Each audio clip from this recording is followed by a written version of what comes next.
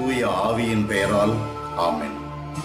எங்கள் அன்பு நிறைந்த கடவுளே, எங்களை அனுதினமும் பலவேறு வேதனைகளிலிருந்து காப்பவர் நீரே. துன்ப துயரங்களிலே நாங்கள் இருக்கும் பொழுது நான் உங்களோடு இருக்கிறேன் என்று சொல்லுகிறவர் நீர் ஒருவர்தான். நீ உன்னுடைய துன்பத்தில் என்னை கூப்பிடு, நான் உன்னை விடுவிக்கிறேன், நீ என்னை மேன்மைப்படுத்துவாய் என்று வாக்களித்தவர் நீர் ஒருவர்தான்.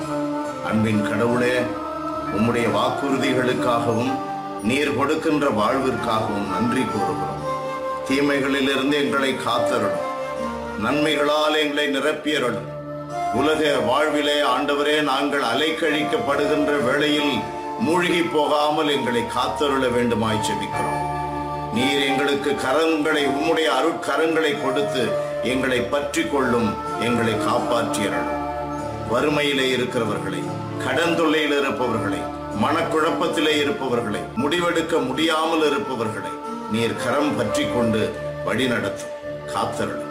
இயேசுவின் நாமத்தில் ஜெபிக்கிறோம் பிதாவே, ஆமென், ஆமென்.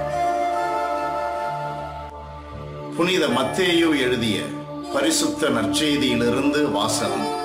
14ஆம் அதிகாரம் 28 30 இறைவாக்கு முடிய.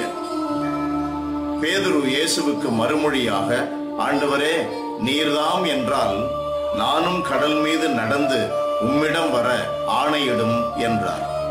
அவர் வா என்றார். பேதுருவும் படகிலிருந்து இறங்கி இயேசுவை நோக்கி கடல் மீது நடந்து சென்றார். பெருங்காற்று வீசியதை கண்டு அஞ்சி அவர் மூழ்கும் போது, ஆண்டவரே, என்னை காப்பாற்றும் என்று கத்தினார். இது வாழ்வு தரும் கிறிஸ்துவின் நற்செய்தி.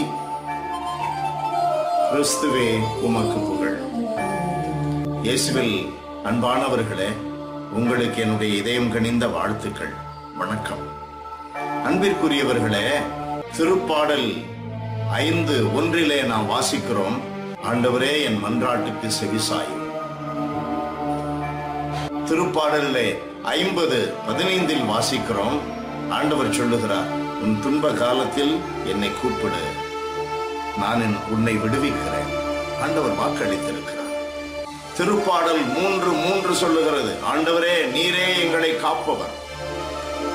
அன்பிற்குரியவர்களே, உங்களுடைய அலைக்கழிப்பில, மூழ்கும் நிலையில, வேதனையில, நெருக்கடியில இருக்கும் பொழுது நம்மை காப்பவரை கூப்பிடுவோம். கூப்பிடுங்கள், அவர் உங்களை காப்பார், நம்மை காப்பார். God bless you. Praise the Lord.